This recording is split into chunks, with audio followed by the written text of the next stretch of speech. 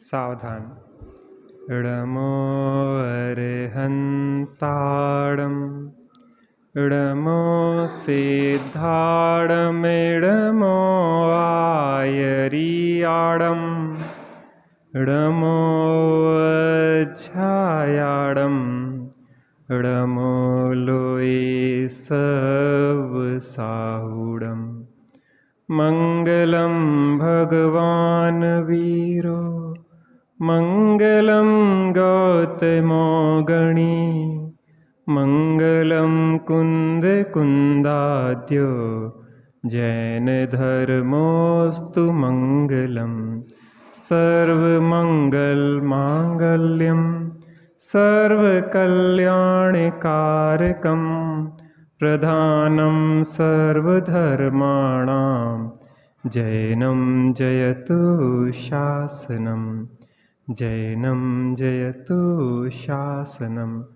णमियूणजिणं वीरम् अनन्तवर्णाणदंसनसहावं वोच्छामीडियं सारं केवली सुध केवली वडिदम्। श्री नियमसार जी परमागम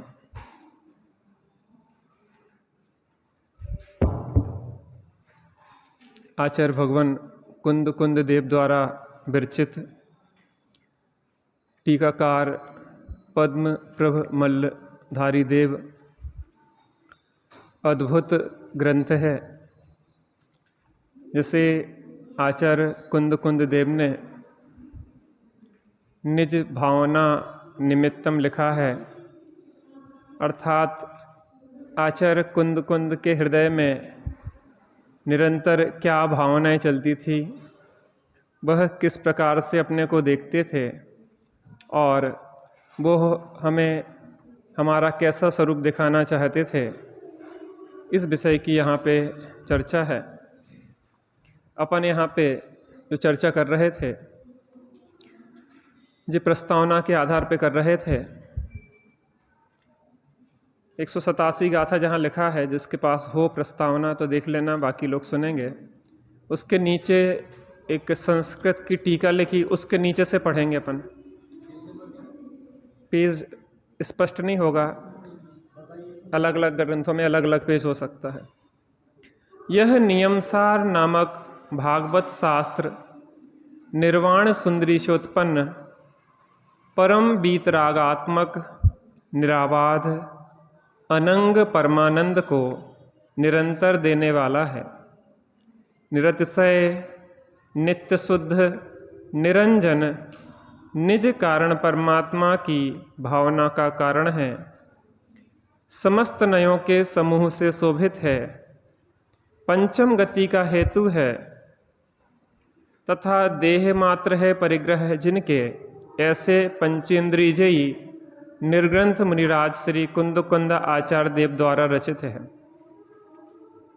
ऐसे इस भागवत शास्त्र नियमसार को जो निश्चय और व्यवहार के अविरोध से जानते हैं, वे महापुरुष समस्त अध्यात्म शास्त्रों के हृदय को जानने वाले परमानंद रूप बीतराग सुख से के अभिलाषी बाह्य अभ्यंतर 24 प्रकार के परिग्रह के प्रपंच के त्यागी त्रिकाल निरुपाधि स्वरूप में निरत निज कारण परमात्मा के स्वरूप के श्रद्धान ज्ञान आचरणात्मक भेदोपचार कल्पना से निरपेक्ष स्वस्थ रत्नत्रय में परायण शब्द ब्रह्म के फलस्वरूप शाश्वत सुख के भोक्ता होते हैं। आप प्रस्तावना आप देखने का प्रयत्न ना करें, सहजता में मिल जाए तो ठीक है, आप सुने।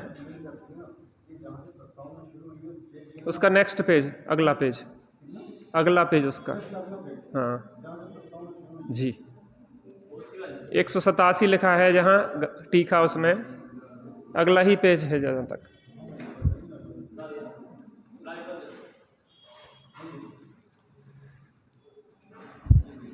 ऐसे एक पैराग्राफ की चर्चा कल हो चुकी थी, इसके अगले पैराग्राफ पे अपन चर्चा करेंगे। ऐसे इस भागवत शास्त्र नियम सार को जो भागवत शास्त्र है, भागवत कथा है। भागवत का अर्थ दो प्रकार से है। थोड़ी सी इसकी आवाज़ सेट नहीं है भाई साहब, प्रदीप भाई साहब आवाज़ सेट करो आप थोड़ी व्यवस्थित तरीके से। आवाज़ तेज होने, व्यवस्थित सेटिंग नहीं हो सकती। मैं बिल्कुल, वैसे आप वहाँ से करो, ज़्यादा ऊपर नहीं हो सकता। तो ऐसे इस भागवत शास्त्र नियम सार को, भागवत के दो अर्थ होते हैं। भागवत शास्त्र, बस ठीक है, भागवत शास्त्र का मतलब है भगवान की दिव्य ध्वनि में जो बात आई है उस बात को इस शास्त्र में कहा गया। अर्थात भगवान के द्वारा दिव्य ध्वनि में जो द्वादशांग रूप, अब तेज हो गई आवाज बहुत,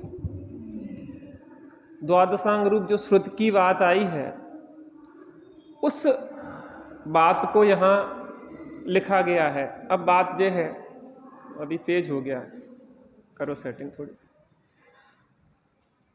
एक आगम होता है, एक अध्यात्म होता है। क्या होता है? आगम होता है और अध्यात्म। अभी मैंने नीचे किया जब सीटी मार रहा था, पहले तो ऊपर ही था। ज़्यादा ऊपर करेंगे तो मुंह के अंदर घुस जाएगा।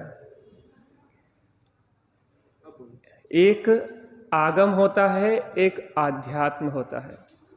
आगम के बिना अध्यात्म नहीं होता, लेकिन आगम में ही अगर अटके रहे तो अध्यात्म की प्राप्ति नहीं होती। एक होता है दही और एक होता है मक्खन। यद्यपि दही में से ही मक्खन निकलता है, लेकिन दही की पकड़ वालों को मक्खन प्राप्त नहीं होता। ऐसे ही आगम, द्वादशांग रूप आगम में सब कुछ है, लेकिन उस आगम में से भी आत्मा के कल्याण के लिए जो विशेष प्रयोजनभूत है वह अध्यात्म है। तो भागवत शास्त्र, भगवान की दिव्य ध्वनि में जो बात आई है उस दिव्य ध्वनि में से भी परम अध्यात्म कहा ना इसको, परम अध्यात्म। परम अध्यात्म माने उसमें से भी जो सारभूत है कि जीवों के कल्याण के लिए जो विशेष प्रयोजनभूत है। यद्यपि द्वादशांग वाणी जीवों के, भव्य जीवों के कल्याण के लिए ही कही गई है, लेकिन उसमें भी विशेष प्रयोजन जिससे सदता है वह बात यहाँ पे आई। दूसरी बात, भागवत का मतलब है इसमें भगवान आत्मा की बात है, भगवान द्वारा कही गई है और भगवान आत्मा की बात कही है। किसकी बात है भैया? किसकी बात है? भगवान आत्मा की बात है। वो देव हैं तो ये परम देव है, वो गुरु हैं तो ये परम गुरु है। देव भी जिस परम देव की उपासना करते हैं उस परम देव की चर्चा है यहाँ पे। कारण शुद्ध पर्याय, इसकी चर्चा आगे करेंगे अपन। ऐसे भागवत शास्त्र नियम सार को, जो नियम सार की चर्चा की थी, नियम से करने योग्य जो कार्य है वह सम्यक रत्नत्र है। अगर हमें सुखी होना है तो हमें सम्यक दर्शन, सम्यक ज्ञान, सम्यक चारित्र को अपने जीवन में प्रकट करना होगा। क्या को प्रकट करना होगा? सम्यक दर्शन, सम्यक ज्ञान और सम्यक चारित्र को अपने जीवन में प्रकट करना होगा अगर हमें सुखी होना है तो नियम से करने योग्य कार्य जो है वह क्या है? सम्यक रत्नत्रय। उसमें भी सार शब्द का अर्थ है विपरीत अभिनिवेश से रहित। देखो, अपन ने तत्वार सूत्र ग्रंथ की रचना के संबंध में एक कथा आती है। किसी व्यक्ति ने अपने मकान के द्वार के ऊपर एक वाक्य लिखा, दर्शन ज्ञान चारित्राणी मोक्ष मार्ग। वहाँ पे उमा स्वामी जी आहार हेतु पधारे। जब वो जाने लगे तो वहाँ पे एक पड़े हुए पत्थर से उनने क्या लिख दिया? सम्यक पद जोड़ दिया। तो सम्यक पद क्यों जोड़ दिया? दर्शन ज्ञान चारित्र मोक्ष मार्ग नहीं है, क्योंकि मिथ्या दर्शन, मिथ्या ज्ञान, मिथ्या चारित्र संसार मार्ग है जिस पे हम चल रहे हैं। सम्यक दर्शन, सम्यक ज्ञान, सम्यक चारित्र। नियम माने होता है सम्यक रत्नत्रय, सम्यक रत्नत्रय, और सार माने होता है विपरीतता का परिहार, अर्थात विपरीतता से रहित समीचीन रत्नत्रय की परिणति, जिसमें चर्चा हो समीचीन रत्नत्रय की, वो क्या है? नियम सार। महाभाग्य है इस नियम सार को बांचने और सुनने की हमें अवसर मिला है। अद्भुत ग्रंथ है। को जो निश्चय और व्यवहार के अविरोध से जानता है, निश्चय व्यवहार की अपनी चर्चा चल चुकी। निश्चय और व्यवहार, निश्चय और व्यवहार क्या है? नए है, नए। वस्तु को स्वरूप, वस्तु के स्वरूप को देखने के दृष्टिकोण है। हम कहाँ किस अपेक्षा से कौन सी बात कह रहे हैं, नयों के ज्ञान के बिना वह अपेक्षा समझ में नहीं आएगी और हम अपना कल्याण नहीं कर सकते। तो व्यवहार से धर्म किसे कहते हैं और पारमार्थिक धर्म क्या है? देखो, जब सम्यक दर्शन की अपन परिभाषाएं देखते हैं तो 4 परिभाषाएं मिलती हैं। सच्चे देव शास्त्र गुरु का श्रद्धांत सम्यक दर्शन है, जीवादि 7 तत्वों का श्रद्धांत सम्यक दर्शन है, स्वपर का श्रद्धांत सम्यक दर्शन है, और आत्मा का श्रद्धांत सम्यक दर्शन है। कौन सी परिभाषा गलत और कौन सी सही? कुछ व्यवहार की अपेक्षा से कथन है और कुछ परमार्थिक कथन है। तो व्यवहार की अपेक्षा माने देवशाद गुरु का श्रद्धान करोगे तभी तो तत्वों का श्रद्धान होगा।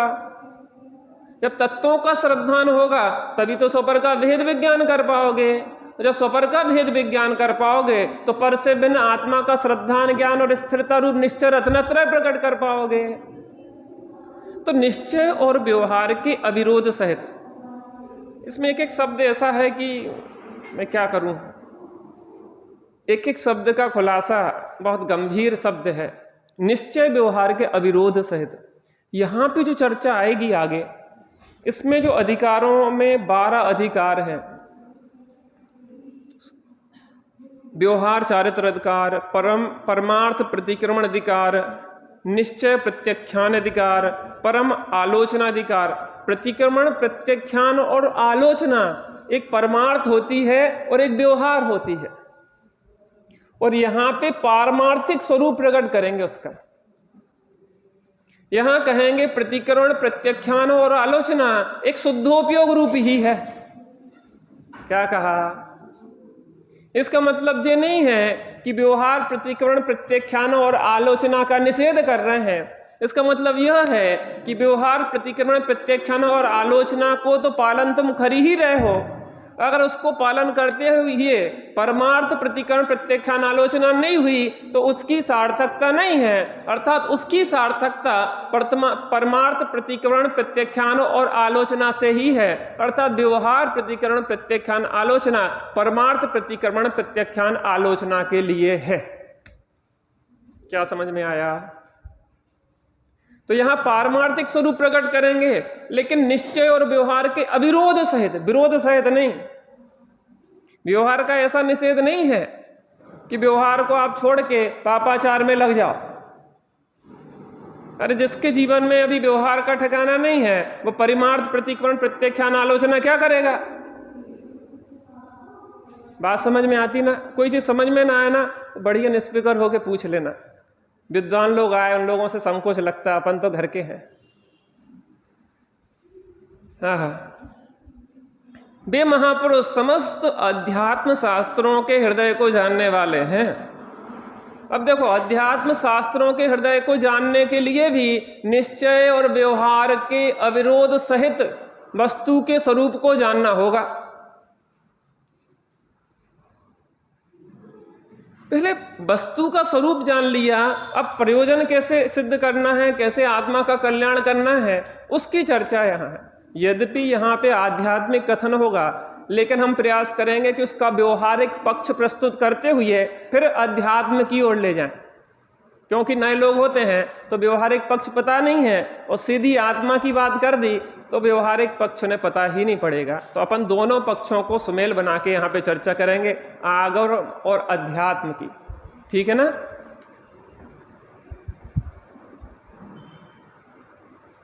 वे महापुरुष समस्त अध्यात्म शास्त्रों के हृदय को जानने वाले, परमानंद रूप बीतराग सुख के अभिलाषी। क्या के अभिलाषी है? बीत, परमानंद, उत्कृष्ट आनंद, बीतराग सुख के अभिलाषी। बीतराग सुख माने राग द्वेष से रहित जो आत्मिक सुख है उसके अभिलाषी है। प्रभात भैया, मैं मंदिर में आया, मुझे अचानक याद आई कि प्रभात भैया नहीं दिखे कल मुझे, और अचानक मुझे दिख गए। साधर्मियों की कितनी कीमत है, इस बात को हमें समझना होगा। सही बताएं, साधर्मियों का बहुत ध्यान रखना चाहिए। श्रीमद् राजचंद्र जी कहते हैं कि साधर्मी तो हमारे प्राण हैं, उनके बिना हम कैसे जिंदा रहेंगे? आप जब बताइए, जिस जिंदगी को, जीवन को ये दुनिया जी रही है, वो जीवन है कि मौत है? हमारे बच्चे जो बाहर चले गए, पूना में, बेंगलोर में, यहाँ वहाँ जा रहे हैं, वो बच्चे इतने परेशान हैं, कोई अपना दिखाई नहीं देता है। पैसा तो है, अनुकूलता है, भोग सामग्री है, लेकिन अपना कोई नहीं है जिसको सुख दुख बता सकें। और ऐसी स्थिति में वो बच्चे क्या करते हैं? आत्महत्या की ओर जाते हैं, गलत कार्यों की, नशे की और गलत चीज़ों में चले जाते हैं। हमें अपने चाहिए, और अपने नहीं चाहिए, हमें धर्मात्मा साधर्मी चाहिए, हमें चिन्माणी देवशाद गुरु चाहिए। इसके बिना कुछ नहीं होगा भाई साहब। दुर्दशाएं देख रहे ना, भोगों का तांडव है दुनिया में, कौन बताए ये बात? साधर्मियों की बहुत कीमत है भैया। मैंने एक जगह पढ़ा था कि एक मंदिर के नष्ट होने से अधिक नुकसान एक साधर्मी के टूटने से है। मंदिर फिर बन जाएंगे, लेकिन साधर्मी टूट जाए तो कैसे छोड़ोगे आप? बड़ी मुश्किल से। बड़े पंडित साहब से कहा कि बहुत अच्छा कार्यक्रम होगा, बहुत लाभ होगा, बहुत लाभ होगा। लाभ कितना हो गया? कहने लगे इतने करोड़ बच गए, इतने लाख बच गए। कहने लगे जे लाभ है, कितने साधर्मी नए दैनिक स्वाध्याय में जुड़ पाए, जे लाभ है। अरे ये कूड़ा करकट की क्या कीमत है हमारे लाने? जे चेतन जो परमात्मा है, इनके लिए सर्वस्व अर्पित हो जाए, जे महत्वपूर्ण होता है। साधर्मी जुड़े, वो हमारी पूंजी है। साधर्मी होंगे तो सुख दुख में वो काम आएंगे जो कूड़ा करकट काम नहीं आएगा।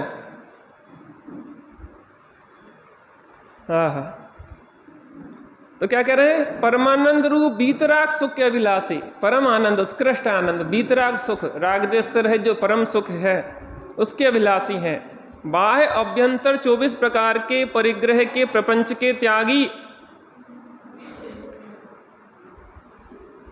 कौन है? बाह्य और अभ्यंतर 24 प्रकार के प्रपंच के त्यागी। प्रपंच माने होता है विस्तार।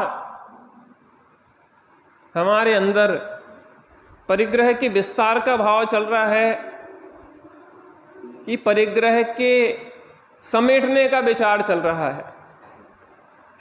देखो भैया, बार बार कहेंगे रूखी सूखी खाओ और आत्मा की आराधना करो। बाहर तो अंतहीन प्रतिस्पर्धा है, उसमें कभी आप जीत नहीं सकते। कोई सिकंदर, वो सिकंदर नहीं जीत पाया, हम क्या जीतेंगे?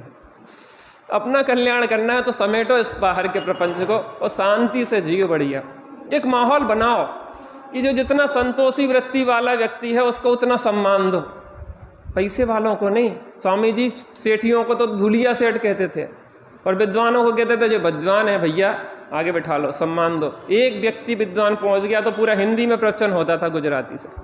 जो कीमत होती है साधर्मी की, आप सोचो साधर्मी की क्या कीमत है।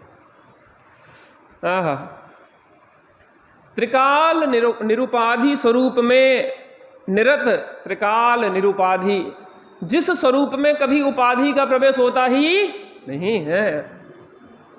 कोई द्रव्य कर्म, भाव कर्म, नो कर्म की उपाधियां जिस स्वरूप में प्रवेश करती ही नहीं है, वो त्रैकालिक परम पारणामिक भाव स्वरूप, कारण परमात्मा, कारण शुद्ध पर्याय, वो एक जो निरत है, उस निरुपाधि स्वरूप में निरत हैं।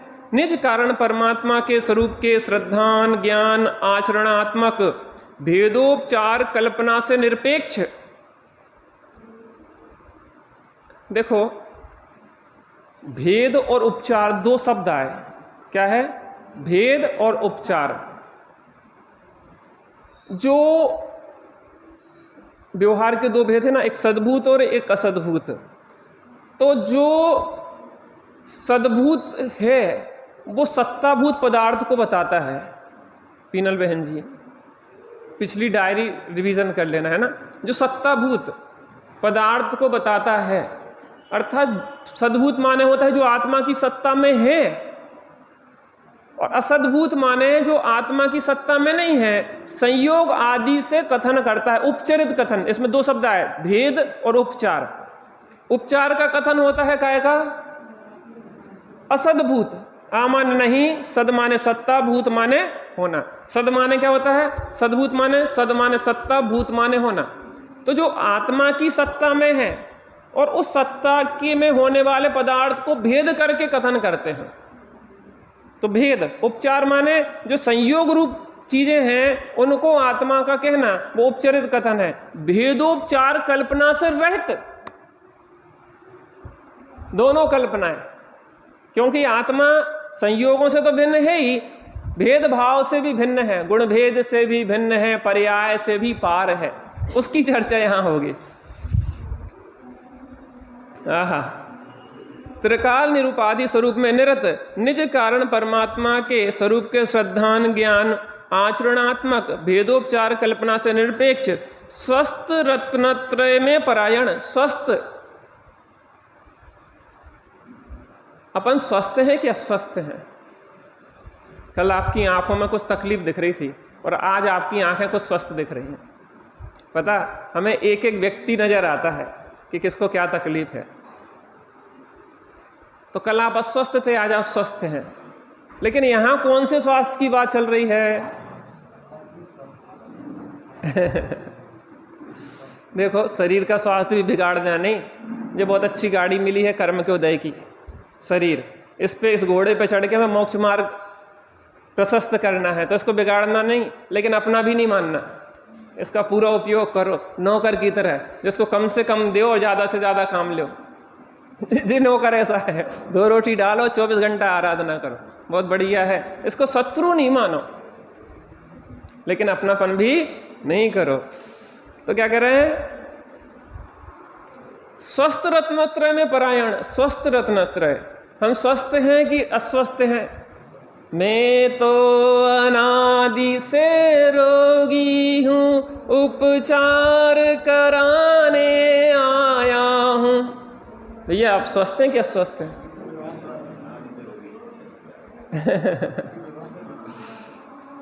अनादि से रोगी हूं मैं, और स्वस्थ होना है मुझे। क्या होना है? स्वस्थ। स्वामी स्थित सम्यक दृष्टि से स्वस्थ स्वास्थ्य शुरू हो जाता है और पूर्ण स्वस्थ अत्यंत सिद्ध हो जाते हैं। सिद्ध वैसे अघातीय कर्म का भी अभाव हो जाता है, तो वह पूर्ण स्वस्थ। यद्यपि स्वरूप स्थिति की तरफ से देखा जाए तो दोनों समान है, लेकिन एक को अनंत सुख कहते हैं और एक को अव्यवास सुख कहते हैं। क्योंकि अघाती कर्म अभी भी शेष हैं, इसलिए अव्यवास सुख नहीं कहते, अभी बाधा है अघाती कर्मों की। लेकिन सुख में कोई अंतर नहीं है, वह तो स्वरूप में ही तन्मय है। स्वस्थ रत्नत्रय में परायण शब्द ब्रह्म के फलस्वरूप शाश्वत सुख के भोक्ता हैं। शब्द ब्रह्म के फलस्वरूप, शब्द ब्रह्म, जो शब्द ब्रह्म है, जो अर्थ ब्रह्म है। यहाँ आत्मा शब्द, जो शब्द ब्रह्म है, और यहाँ जो आत्मा है जो अर्थ ब्रह्म है, और जो ज्ञान में आत्मा बन रहा है वो ज्ञान ब्रह्म है। शब्द ब्रह्म से अर्थ ब्रह्म को समझो और अपने ज्ञान ब्रह्म में उस अर्थ ब्रह्म को लो। क्या समझ में आया? अरे हम आत्मा है, उससे हमें कोई लाभ नहीं है। निगोदिया भी आत्मा है ना, उससे निगोदिया को कौन सा सुख है? अनंत दुख में बैठो। वो जो हमारे ज्ञान में ज्ञायक प्रतिभासित होगा, अपने ज्ञान का ज्ञेय स्वज्ञायक बनेगा, तब अतीन्द्रिय आनंद आएगा। संपत्ति तो रखी है, लेकिन संपत्ति की खबर नहीं है, और हम भीख मांग रहे हैं, तो संपत्ति का कितना लाभ? ऐसे ही हमारे अंदर अनंत संपत्ति है, लेकिन खबर ही नहीं है, तो कोई लाभ होने वाला नहीं है। निज शुद्धात्म स्वरूप के ज्ञान श्रद्धान एवं ध्यान बिना 4 गति और 84 लाख योनियों में परिभ्रमण करते हुए प्राणियों के लिए अनंत दुखों से मुक्ति के लिए निजात्मा का ज्ञान श्रद्धान एवं ध्यान ही एकमात्र नियम से करने योग्य कार्य है। 4 गति 84 लाख योनियों में जो जीव भटक रहे हैं, हम भटक रहे हैं, उन्हें अवश्य ही नियम से करने योग्य कार्य क्या है? बहन जी, क्या है नियम से करने योग्य कार्य? निज आत्मा का श्रद्धान, निज आत्मा का ज्ञान और निज आत्मा में स्थिरता। जी कैसा करने योग्य कार्य है? नियम से अवश्य करने योग्य कार्य है। निजात्मा के श्रद्धान ज्ञान एवं ध्यान रूप सम्यक दर्शन ज्ञान और चारित्र ही नियम होने से नियम सार के प्रतिपाद्य विषय हैं। नियम के साथ सार शब्द प्रयोग विपरीत अभिनिवेश के निषेध के लिए किया गया है। मैं ज़्यादा प्रस्तावना नहीं लेते हुए संक्षेप में इनके अधिकारों की चर्चा करके कल से ग्रंथ प्रारंभ कर दूंगा। क्योंकि आप लोगों को प्रस्तावना न मिलने के कारण विकल्प की उत्पत्ति हो रही है और हम आपको निर्विकल्प करना चाहते नियमसार पढ़ा के। देखिए इसकी जो अधिकारों का क्रम है दिया गया है अगले पेज पे, उसको देख लीजिए। 12 अधिकारों के नाम हैं। 187 गाथाओं में प्रतिपादित, मिल गया ना, क्रम डले हैं 12।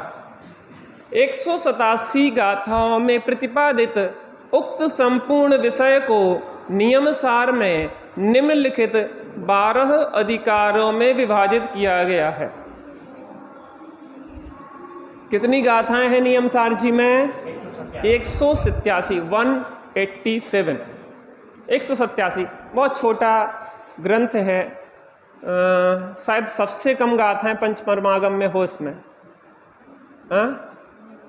पंचास्तिकाय में कितनी है? तो जितनी भी हैं पंचास्तिक, इस या तो पंचास्तिक या इसमें सबसे कम होगी। जितनी भी होंगी 187 मात्र। समय सार जी में 415 गाथा हैं, अन्य प्रवचन सार जी में 275 के लगभग है। इसमें 187 गाथा है मात्र। बड़ा मजा आएगा लेकिन आपको इस ग्रंथ में, इतनी सरसता है। कितने 300 के लगभग तो इस पे कलश हैं पद्म प्रभ मलधारी देव के, 300 के लगभग। और अद्भुत अद्भुत मजा आने वाला है। बस बाहर में भी बरसात और अंदर में भी बरसात हो जाए, इसी के लिए अपन आनंद करेंगे। देखिए अधिकारों का मैं नाम पढ़ता हूँ। जीवाधिकार, अजीवाधिकार, शुद्ध भावाधिकार, व्यवहार चारित्र अधिकार, परमार्थ प्रतिक्रमण अधिकार, निश्चय प्रत्याख्यानाधिकार, परमालोचनाधिकार, शुद्ध निश्चय प्राश्चित्य अधिकार, परम समाधि अधिकार, परम भक्ति अधिकार, निश्चय परम आवश्यक अधिकार और शुद्धोपयोग अधिकार। कितने अधिकार हैं? 12 अधिकार हैं। माने इसमें बहुत गजब की चर्चा आने वाली है।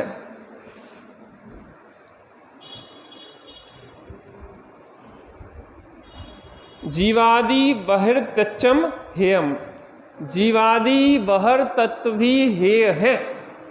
और एक आश्रय लेने योग्य तो एक अपना आत्मा ही है।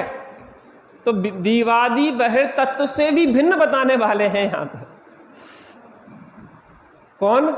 जीवादि बहिर तत्व। जो 10 प्राणों को धारण करता है वो व्यवहार जीव है। उस व्यवहार जीव से भी वो निज जो कारण परमात्मा है वो कैसा है? भिन्न है। अरे आज तक तो हमने 10 प्राणमय जीव को ही जीव समझा। वो त्रिकालिक और जो ज्ञान प्राण वाला है, चैतन्य प्राण वाला है, उसको तो हमने आज तक जाना ही नहीं। आचार्य देव उस 10 प्राणों वाले जीव को भी बहिर्तत्व कह रहे हैं और हेय कह रहे हैं। और एक अपने उस त्रिकालिक ध्रुव ज्ञायक भाव को ही अपना बता रहे हैं, जिसके श्रद्धान ज्ञान और स्थिरता से नियम प्रकट होता है, अर्थात सम्यक रत्नत्रय की प्रकटता होती है। समय हो गया। हाँ, कोई बात नहीं, आधा घंटे में तो मोक्ष हो जाता। आधा घंटा भी पूरी तरह से तो दें, जो भी काम कर रहे हैं अच्छे से करें। हम तो ये चाहते हैं आधा घंटा भी बैठो, लेकिन बैठो, यहाँ वहाँ के विकल्प लेके नहीं बैठो और बीच में ना उठो। आधा घंटा भी बैठे तो रहो, लिफ्ट की ओर ना भागो। जनवाणी स्तुति पूरी होने के पहले ही, जनवाणी विराजमान होने के पहले ही लिफ्ट की ओर ना याद आ जाए। थोड़ी देर बैठ जाओ 2 मिनट के लिए कि अरे जिसमें जिस नियम सार की बात है थोड़ा अंदर में देखें तो सही। ये घर गृहस्थी के काम तो स्वयं इस जगत का सब, हमारे बिना कोई काम रुकने वाले नहीं है। बरसात कोटे में पैर फिसले और चले जाए ऊपर और काम यहीं के यहीं धरे रह जाएंगे, या टांग टूट जाए तो टांग लटकाए पड़े रहेंगे 4 महीने। तुम जितनी जल्दी कर रहे हो उतनी देर होती है। इसलिए बस शांति धैर्य का काम है। हम इसलिए आराम से कम समय में आपको ज़्यादा से ज़्यादा माल देना चाहते हैं। खूब आनंद करो। क्या कितने हो गए? तो ध्यान भी तो करेंगे, अभी अपना 3 मिनट ध्यान होगा।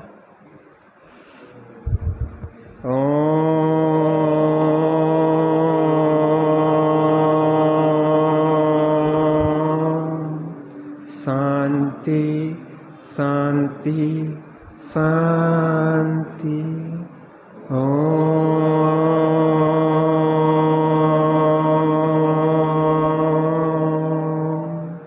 शांति शांति शांति।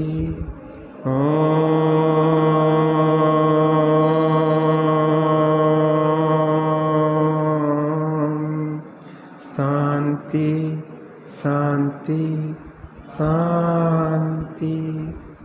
आचार्य भगवान कुंद कुंद देव जिस शुद्धात्मा को देख रहे हैं उसी शुद्धात्मा को हमें दिखाना चाह रहे हैं। जिस शुद्धात्मा के श्रद्धान ज्ञान और स्थिरता से अतीन्द्रिय आनंद को भोग रहे हैं, हमें भी उसी शुद्धात्मा के श्रद्धान ज्ञान और स्थिरता रूप नियम स्वरूप शुद्धात्मा में पहुंचाना चाह रहे हैं। आचार्यों का उपदेश होता है, आज्ञा नहीं होती, लेकिन शिष्यगण उस उपदेश को आज्ञा स्वरूप धारण करके उसका पालन करते हैं। आचार्य देव कह रहे हैं कि शुद्धात्मा का श्रद्धान और ज्ञान ही संसार के दुखों से मुक्ति का साधन है, और हम उनका आदेश समझ के शुद्धात्मा का श्रद्धान ज्ञान और उसमें ही स्थिरता का थोड़ी देर अभ्यास करते हैं।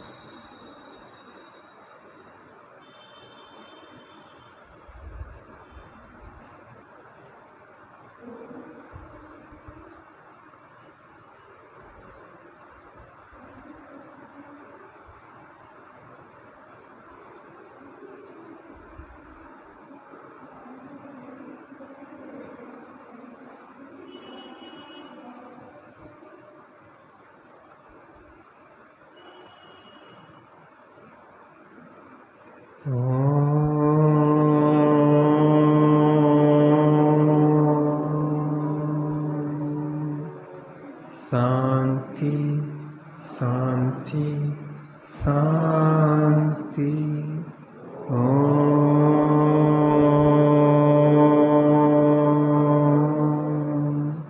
शांति शांति शांति।